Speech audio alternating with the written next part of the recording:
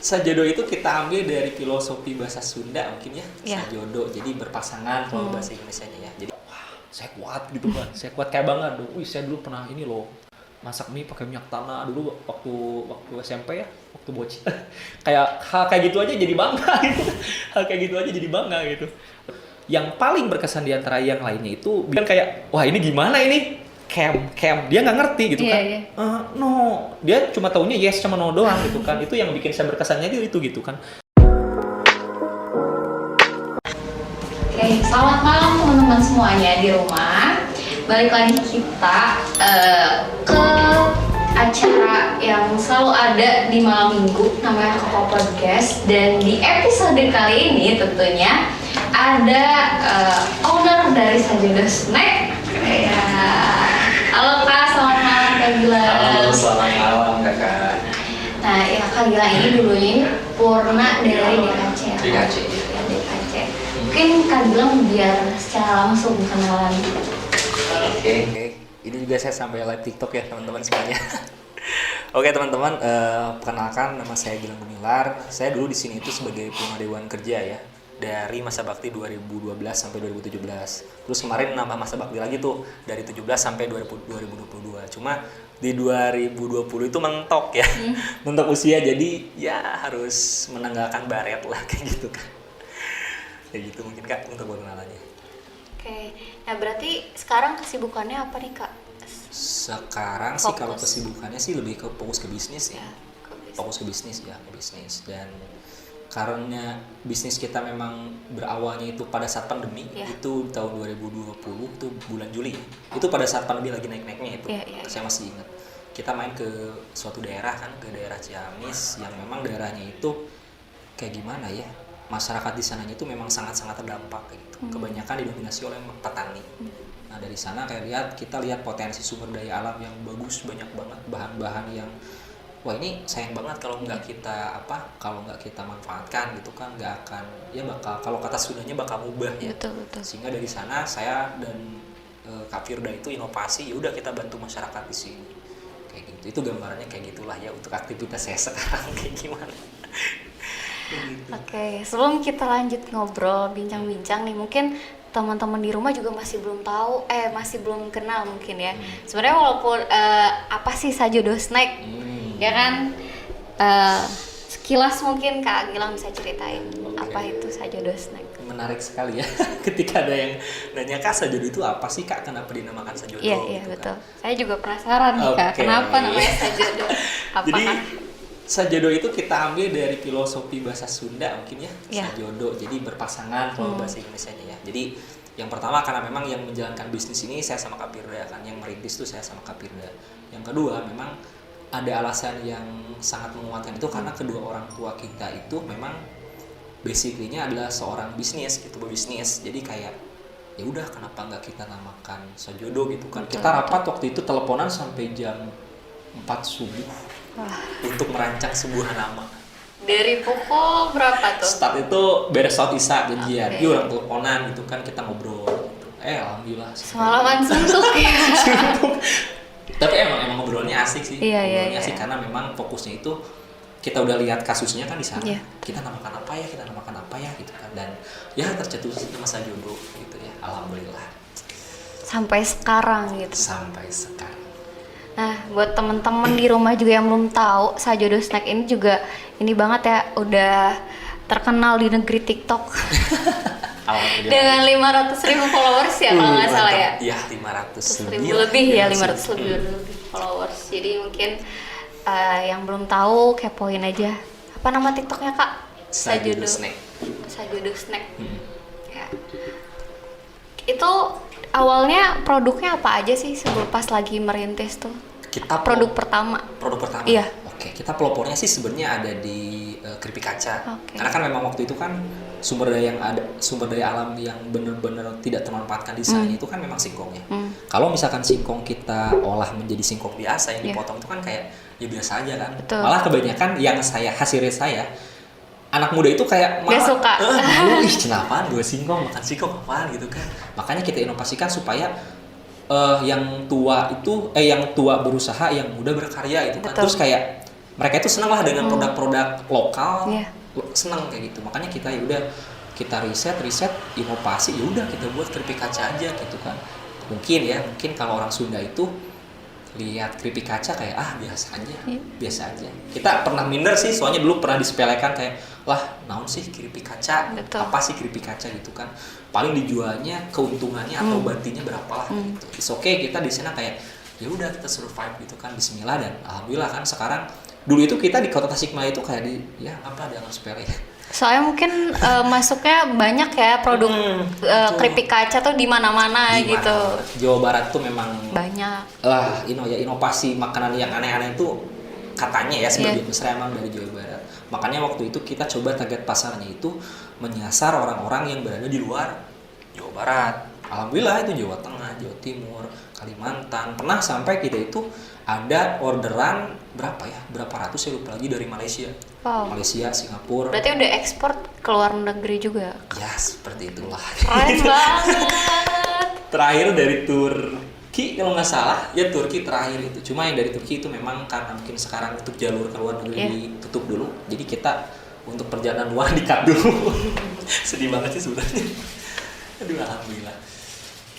Terus setelah dari itu produk selanjutnya yang jadi best seller dari Sajodo Snack itu apa aja kan? Setelah beberapa bulan kita di keripik kaca, Yeah. kita coba inovasi. Waktu itu ada sih apa namanya? Yang nyam box itu dulu. Oh, iya, Apa sih I know. Nah, itulah pernah dulu, cuma Yeah, itu cuma apa ya? Cuma selingan doang sih, itu mah cuma nambah supaya ada yang manis-manisnya gitu. Itu cuma berapa bulan sih. Snack manis gitu ya yang ada sausnya tuh kayak strawberry coklat gitu. Kita pernah dulu ke itu, cuma ya itu mah cuma pemanis aja sih dulu ya. Nah, itu cuma berapa bulan. Kita coba cari, ya udah kita apa sih jajanan lokal yang bisa kita up. Betul. Dan di sana kita mikir, oh ya udah gitu kan, kita main lihat di daerah-daerah yang dekat saya gitu. Seblak gitu kan. Ya udah kenapa enggak kita buat seblak instan gitu kan. Karena kan memang jarang tuh ada yang yang buat seblak instan. Masih Ya jarang. udah kita buat seblak instan dengan inovasi dari Sajodo Snack. Kayak gitu, dan alhamdulillah sekarang setelah seblak launching 1 bulan setelah itu kejual Roma. Dan ternyata yang dulunya primadona itu di keripik kaca sekarang udah mulai tersaingi oleh si seblak. Seblak sekarang luar biasa banget sih. Kayak bener-bener jadi primadona sih sekarang bagi Sajodo Snack kayak gitu. Berarti kayak pecinta seblak tuh harus banget nyobain seblaknya Sajodo Snack gitu. Soalnya memang kita itu ya yang riset kan masih lihat dari orang lah ya, lihat dari orang berdasarkan keilmuan dan segala macamnya gitu kan. Kita kayak coba ya udah kita riset sesuai dengan kemampuan kita. Karena memang saya basicnya bukan orang bisnis sih. Kalau saya itu lulusannya dulu itu informatika gitu kan, kayak ya udahlah dengan ilmu tentang informatika yang saya miliki, kenapa enggak saya coba gitu kan cari-cari informasi gitu kan. Kak Firda itu di pemasaran gitu kan, ya udah kita punya passion itu sendiri, nanti kita collab-kan di Sajodo. Dan alhamdulillah sih sampai sekarang kita Sajodo berjalan ya lumayan lah, alhamdulillah ya, bisa sampai memberdayakan masyarakat yang di daerah Ciamis itu 1 kampung lebih sih kayaknya 1 kampung. Sekarang udah berapa karyawan Kak yang ada di bawah Sajodo Snack? Yang terdata itu yang kemarin Iya. itu lebih dari 100. Wow. Cuma memang lagi ada pembangunan. Jadi kita bagi setengah. Jadi yang sekarang itu yang aktif itu hanya 50 saja. Kurang lebih 50 lah. Itu untuk karyawannya. Belum resellernya tuh udah kayak udah beda lagi ya. Kalau Itu udah reseller udah banyak banget pasti ya. Resellernya sih kalau dihitung di grup yang saya lihat yang masuk kan memang gak sembarang orang ya. Di grup Telegram itu ada sekitar terakhir saya lihat tuh tahun lalu tuh 900-an. Oh. 975 enggak tuh 957. Saya takut ketukar nomor angkanya. Itu yang terdata. Belum, kadang kan kita ada paket reseller ya di toko oren ya, saya bilang toko oren. Di toko oren kan kita ada paket reseller tuh. Ada juga yang order di sana. Jadi dia itu nggak order secara langsung ke kita, tapi dia order di sana. Kalau misalkan kita hitung reseller dari Shopee, disebut dong, nggak apa-apa lah, dari toko oren dan dari langsung ke kita itu ada sekitar 1.000 lebih yang reseller. Berarti yang sudah terdampak tuh udah sekitar ribuan juga ya, nggak sekampung, nggak cuma sekedar 50 orang itu. Luar biasa sekali. Terus sebelum kita ngobrol lebih jauh lagi nih, ngebahas lagi soal bisnis, kita ini belok dulu nih ke pramukanya. Saya udah lupa. Tapi Nggak akan ditanyain semapur kok kak. Aduh, bahaya ini kalau saya lupa. Waktu di DKC sendiri kak Gilang ini apa menjabat sebagai apa? Waktu 2 tahun kepengurusan kan berarti ya? Iya, nah, di periode yang sebelumnya itu saya wakil sekretaris di bawah Kak Wisnu dulu. Untuk periode yang sebelumnya. Untuk periode kemarin itu saya sebagai ketua bidang pembinaan dan pengembangan. Kayak itu sih. 2 jabatan itu. Karena sempat ditawarkan jadi ketua gimana ya? Karena saya tuh jiwanya tuh jiwa aduh saya lebih baik jadi kalau kata bahasa saya itu hoki kayak bayangan ya. Saya lebih baik main di belakang kayak gitu. Jadi alhamdulillah belum ada sempat untuk jadi ketua. Oke, tadi yang soal aktif, berarti kan Kak Gilang tuh aktif dari SD. Itu ini juga berarti ada ikut pelantikan kayak siaga kayak gitu nggak? Pernah sekali sih. Soalnya kan kalau SD itu memang gimana ya? Mungkin lebih ke metodenya itu gimana caranya anak aktif ya untuk masalah dilantik dan sebagainya macamnya sih kebanyakan mungkin yang saya rasakan dulu itu formalitas ya. Tapi pernah sih dulu pas mau ada LT, saya lupa lagi LT kalau nggak salah itu. Karena waktu itu saya yang siaganya nggak ikut. Jadi saya tuh di SD itu langsung ke siaga yang penghalangnya, yang ke penghalangnya langsung. Jadi dulu tuh pernah ikut LT, nah dari sana baru dilantik dadakan, di CSKU dadakan gitu. Yang buat siaganya apa penggalangnya tadi? Yang penghalangnya. Penggalangnya. Kalau siaga sih saya cuma sebentar sih. Jadi siaga beberapa bulan lah itu langsung diminta ke penggalang karena mungkin dulu fisik tinggi katanya. Udah sih langsung aja katanya penggalang katanya gitu. Berarti waktu SD itu udah langsung disuruh ke penggalang. Kelas 6 SD berarti apa 5 SD? Kelas 5 nih, kelas 5 ya. Kelas 5 SD. Kelas 5 SD. Kalau ikut jambore kayak gitu pernah nggak sih Kak selain LT nih? Pernah jambore cabang. Itu pas SMP sih. SMP itu kita pernah ikut jambore cabang. Saya tuh pernah ikut jambore cabang yang saya lupa lagi Ki Alir kalau nggak salah. Cikanyere. Yang Cikanyere itu 2000 berapa ya? 2018 sih. Lupa lagi sih. 2018 sudah lama banget sih itu. Itu Cikanyere di mana tempatnya Kak? Masih di Tasik? Itu tuh Karangresik yang belakang Almutakin. Yang belakang Almutakin tuh yang dulu tuh ada lahan yang kayak buat perum gitu. Kalau nggak salah itu namanya Cikanyere kalau nggak salah nama daerahnya. Pertama yang berkesan itu kegiatan itu sih di Jambore itu selain LT itu ya. Sebagai panitia apa peserta Kak? Masih peserta sih. Masih peserta. Masih peserta. 2018 SMP. 2008. 2008. Kayaknya salah nyebut ya tadi.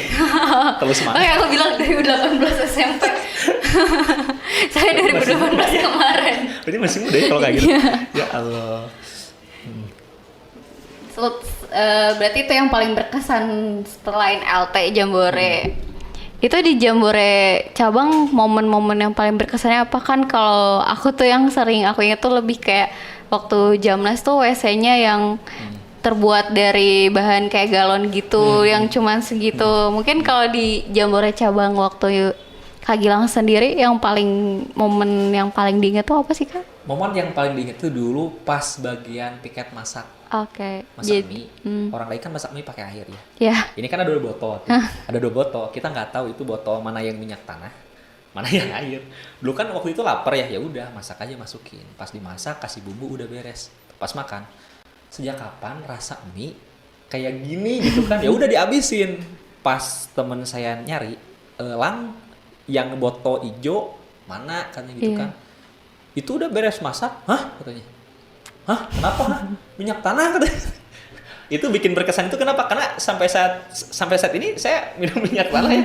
Dengan mie itu kayak alhamdulillah ya nggak apa-apa gitu. Dulu pernah dengar berita katanya sampai meninggal lah, sampai itu sempat parno kan 1 minggu itu. Sempat parno itu dulu 1 minggu. Kalau di Penggalang sih itu sih yang berkesan, kalau Penegak sama Panegas sih.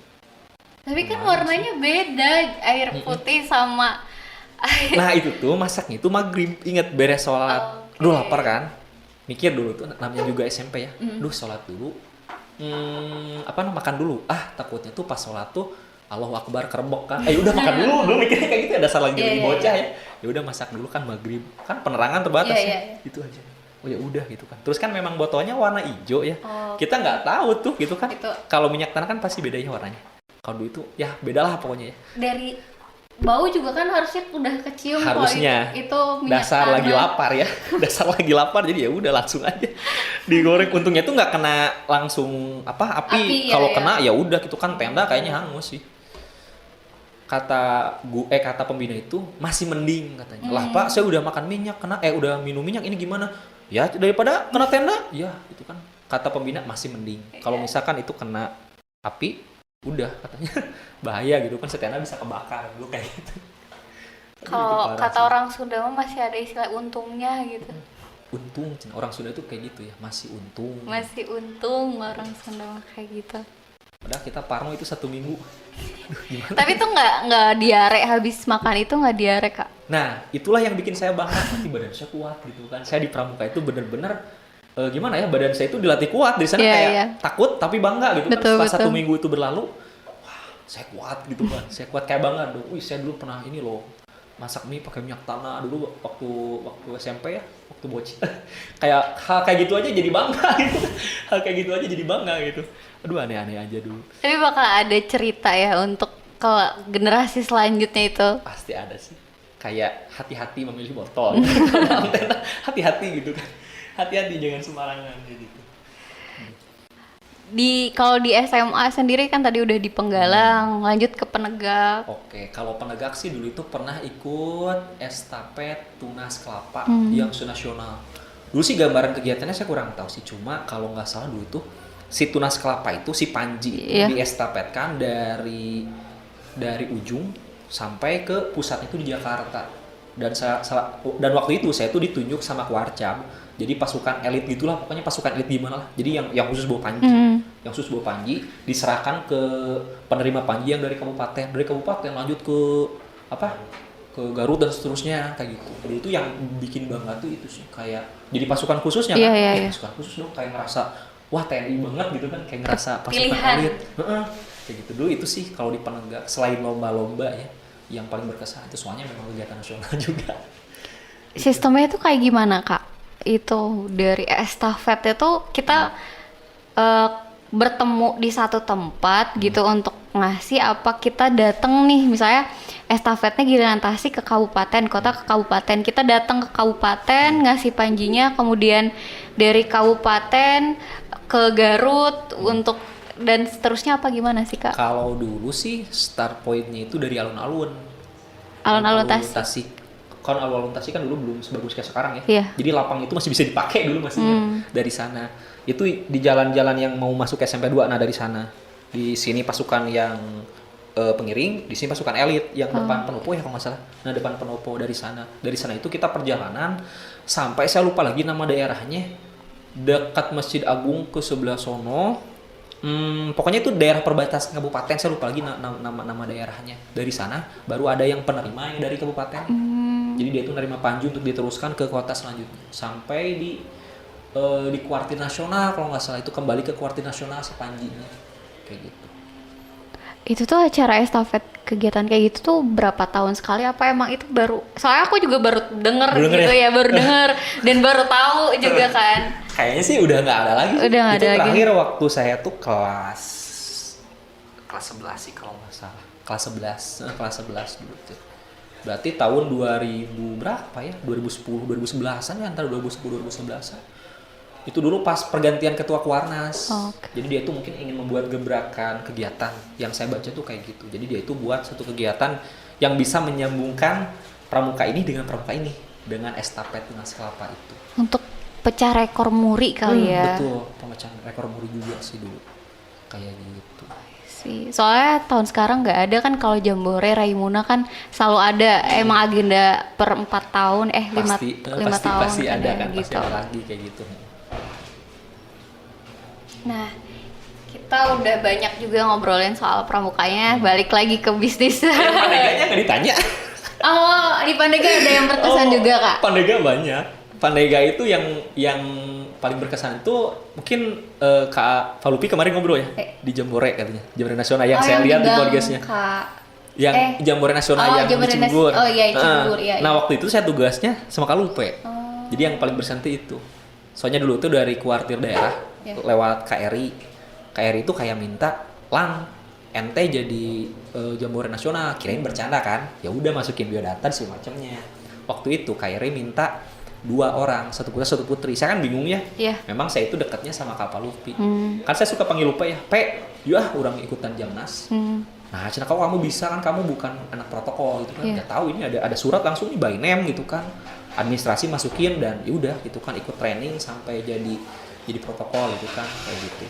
Itu sih kayak berkesan banget, soalnya di sana itu bukan kayak protokol yang biasa. Silakan enggak. Dulu itu kita bagi-bagi, oh ini bagian protokol yang pengawalan dubes, bagian pengawalan gestar lah, bagian pengawalan dulu pernah sih bagian pengawalan presiden dulu pernah. Okay. Cuma sayangnya itu karena ukuran badan pas pampres gede-gede, jadi ya saya mengalah gitu kan, saya takut di ini ya, udah kalah di belakang aja gitu, di belakang pas pampres gitu pernah. Nah juga yang gestar tuh ya itu yang bikin berkesan tuh, bisa jadi protokolnya Raisa ya dulu. Aduh mantap, itu mantap banget. Berarti bagian protokoler itu tuh bukan sembarang protokoler ya kayak? Bukan sembarang, soalnya dulu saya mungkin lihat protokol yang Warcap kan kayak tugasnya kayak gini. Iya, cuma jadi aku tahu MC doang. Kayak gitu ya? Iya. Ini, oke. Pas saya coba keluar itu kan kayak nge-explore diri, oke saya ikutan. Padahal saya bukan basic orang protokol kan. Cuma memang dulu itu kalau kegiatan Gemar Ramadan, Gilang MC, jadi kayak mungkin lihatnya, oh si itu bagus protokol. Lah saya bukan protokol gitu kan. Saya mau DKC gitu, tapi emang suka ngobrol gitu kan.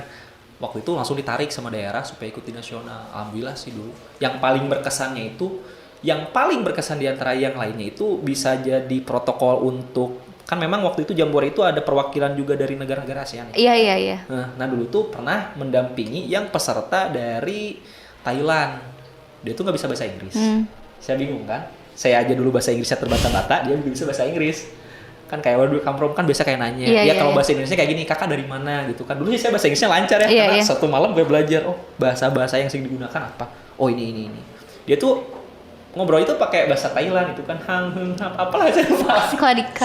Sawadika gitu kan, kayak wah ini gimana ini? Camp. Dia nggak ngerti gitu kan. No. Dia cuma taunya yes sama no doang gitu kan. Itu yang bikin saya berkesannya itu gitu kan.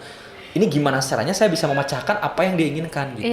Dan alhasil ternyata dia itu pengen ke Geraha. Geraha. Ya udah saya anter gitu kan. Terus tahu ya akhirnya dia pengen ke Geraha itu gimana? Setelah pakai bahasa isyarat atau bahasa gambar gimana? Saya minta teman-teman saya yang tugas di tiap pos itu fotoin. Coba fotoin tempat kalian kayak yang ada di Geraha, yang ada di ini this. Oke. Baru ngerti. Oh ya udah gitu kan, kita anterin dia ke sana gitu. Dan di sana juga dia tuh ketemu protokol yang jaga di sana sama membingungkan. Jadi kayak ternyata iya sih kita kalau misalkan belajar kalau misalkan gabung di protokol itu bahasa itu memang harus bisa menguasai sih gitu kan. Saya dari sana kayak mempelajari gitu.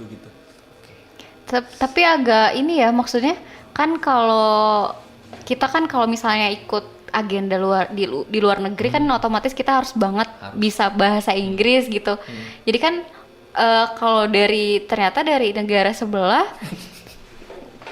malah nggak punya kecakapan itu gitu kan, itu juga yang bikin menyusahkan diri dia sendiri kayak gitu kan. Jadi itu tuh kayak berkesannya tuh itu kita gimana caranya bisa memecahkan apa yang dia butuhkan, dia itu butuh apa gitu kan, sambil muter-muter sampai dulu ingat di antar pakai sepeda yang banyak itu kan. Oke, ikut gitu kan, ikut kita ngeliling-ngeliling kan, dia masih nggak tahu tujuannya kemana. Ya itu solusinya udah difotoin aja gitu kan. Tolong dong mintain foto ke tiap tim yang ada di kayak di pos-pos gitu kan.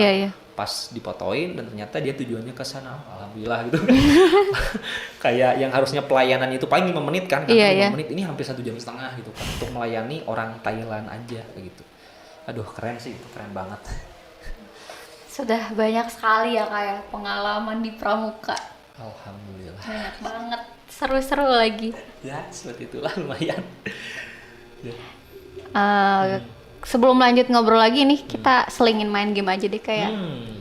Ini seru nih, soalnya kita tiap podcast selalu ada game. Ini ada kartu pertanyaan, jadi nanti Kak Gilang pilih 5, kocok dulu kali ya.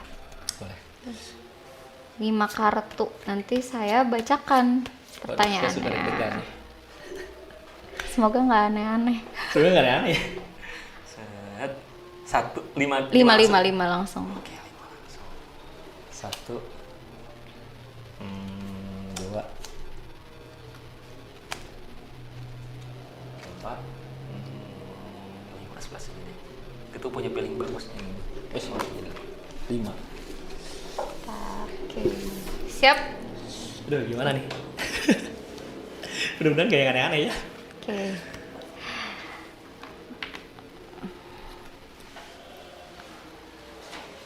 Kalau bentar.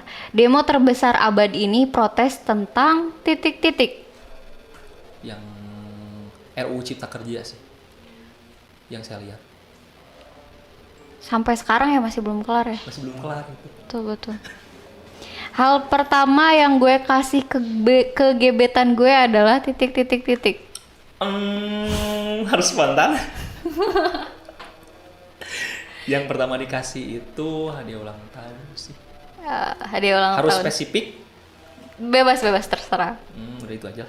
Itu soalnya rahasia sih. Cita-citaku kalau sudah besar ingin menjadi Ingin menjadi orang yang bermanfaat bagi masyarakat, nusa, bangsa dan agama. Juga kedua orang tua. Amin. Lengkap. Terus sayang, aku mau pergi ke negeri jiran. Ingat titik-titik ya buat kenang-kenangan. Oleh-oleh. Oleh-oleh aja ingat ya. Oh, oleh-oleh, jaga diri baik-baik, jaga kesehatan. Wah. Jangan lupa makan gitu kan. Aduh, so sweet banget ya. Diplototin saya dari sana. Game ya teh. Terus pertanyaan terakhir adalah mana tadi teh? Oh ini.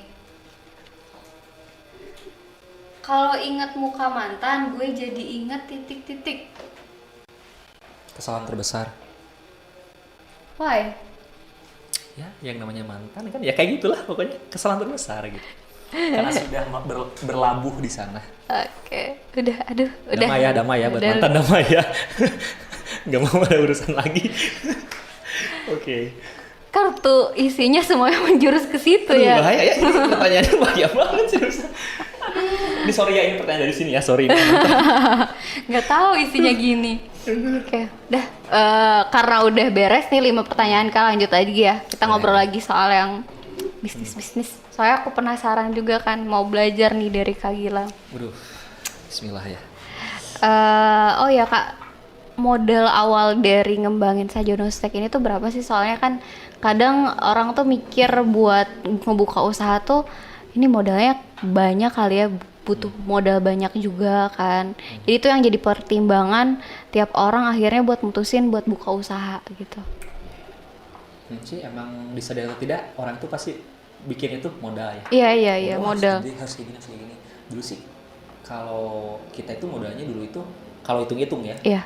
Saya itu dulu itu modalnya itu sumbernya dari honor di SD, karena kan dulu emang kerja di SD gitu. Dulu itu nabung tiap bulan kayak 50.000 terus aja sampai punya sampai terkumpul 600.000. Iya. Dari sana saya mikir juga kayak kurang banyak. Ya udahlah nanti dulu. Terus kayak kemotivasi dari Kak Firda kan, nggak apa-apa kita cari gimana caranya yang udah gitu kan, kalau misalkan kita nggak punya modal banyak, modal sedikit dengan gagasan yang banyak, kenapa nggak kita coba gitu. Waktu itu Kak Firda nambah berapa, saya nambah berapa, kalau dihitung-hitung kurang, anggaplah 1 juta ya. Modal dari sana sih dulu segitu sih, kalau dihitung itu modalnya segitu.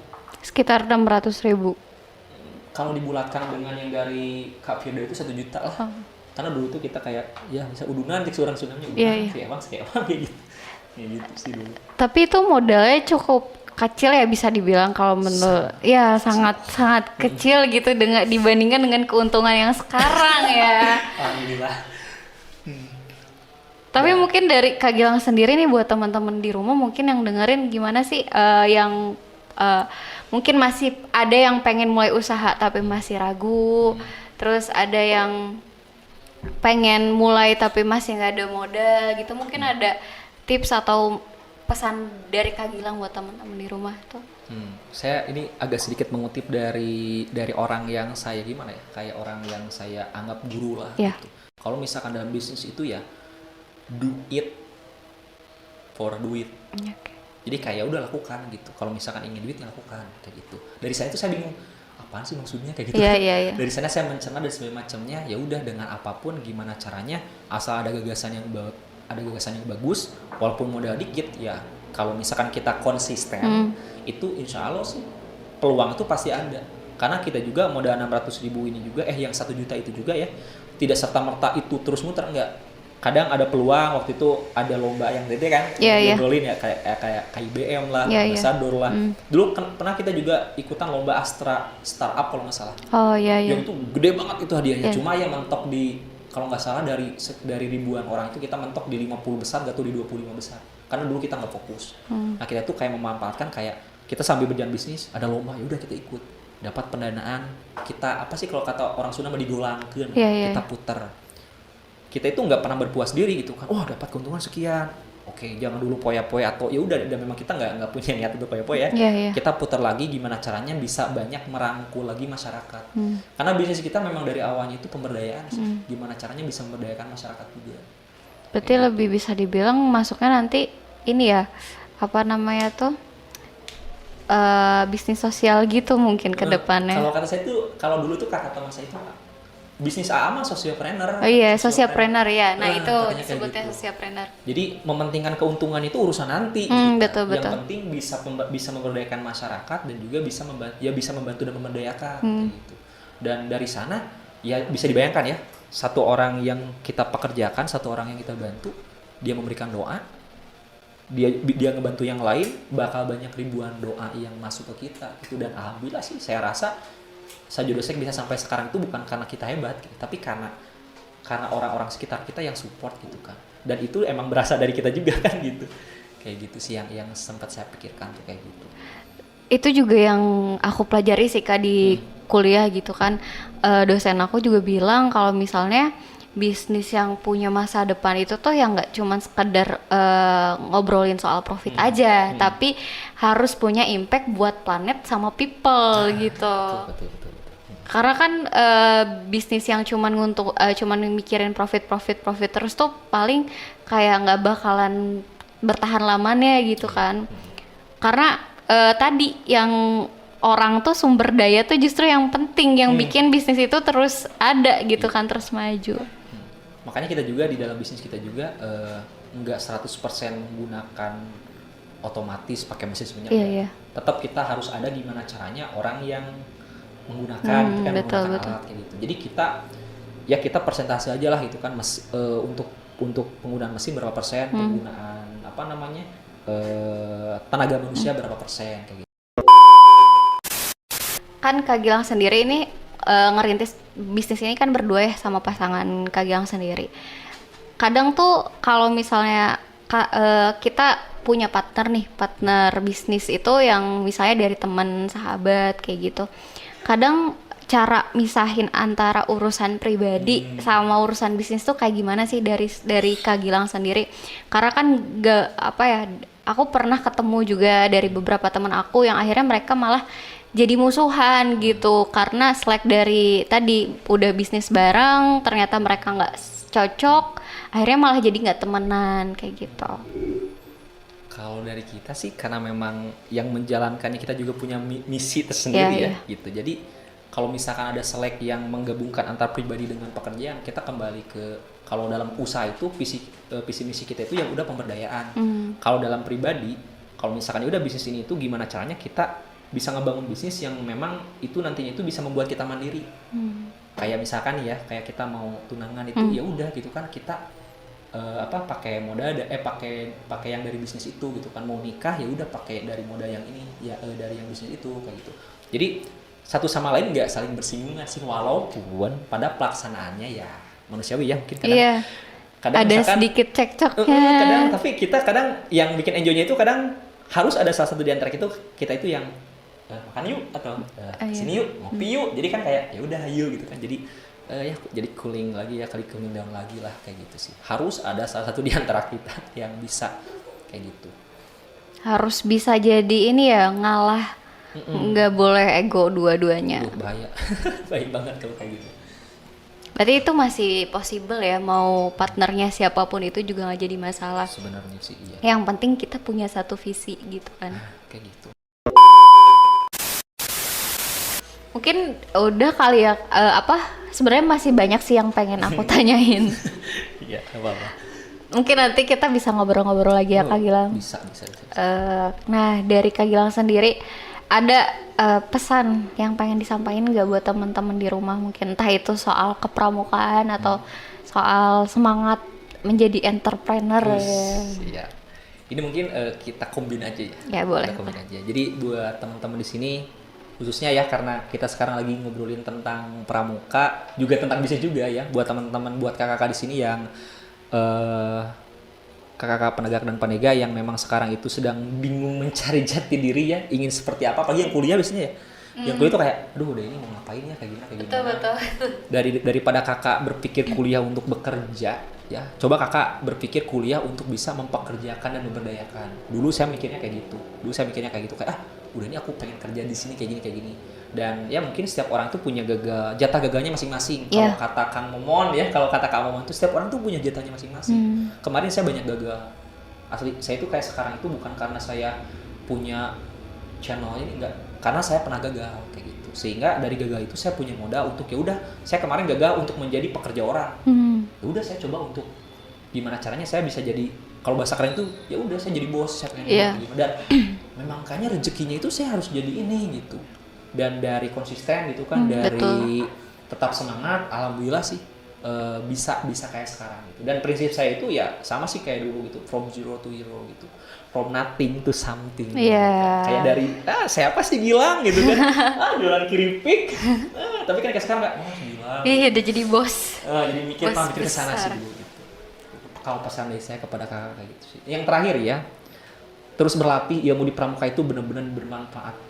Apalagi sekarang kalau misalkan teman-teman kalau ada rezekinya kakak ya jadi bos, itu ilmu kepemimpinan itu yang kalau kata Ki Hajar Dewantara itu kan kayak Ingaso Suntulodo, Mongkarso Tutuhan dia itu benar-benar dipakai loh di dalam bisnis.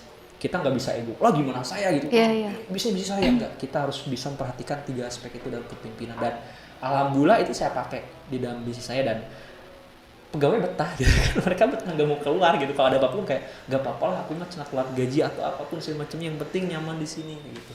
Kalau kita kuat di sana, insya Allah sih kita bisa. Nah itu dia pesan dari Kak Gilang. Ada banyak sih yang kita dapat nih dari Kak Gilang sendiri kan, dari modal soal ngobrolin soal modal, cara ngerintis usaha, terus semangat entrepreneur ya banyak sekali. Dan yang terpenting itu gimana caranya kita bisa menjadi manusia yang bermanfaat bagi sekitarnya gitu, memberdayakan orang-orang di sekitar kita. Nah paling itu kali ya obrolan di podcast malam ini. Makasih banyak Kak Gilang udah nyempetin dateng Kak Sauki di tengah-tengah kesibukannya. Udah mantep sih ini. Oke, semoga di lain waktu ya kita tadi bisa ngobrol-ngobrol lagi. Dan makasih juga buat teman-teman yang masih ngedengerin sampai terakhir nih. Terus jangan lupa terus pantengin episode podcast kita selanjutnya, karena bakalan ngundang banyak narasumber yang lebih hebat lagi ya. Terima kasih. Dadah.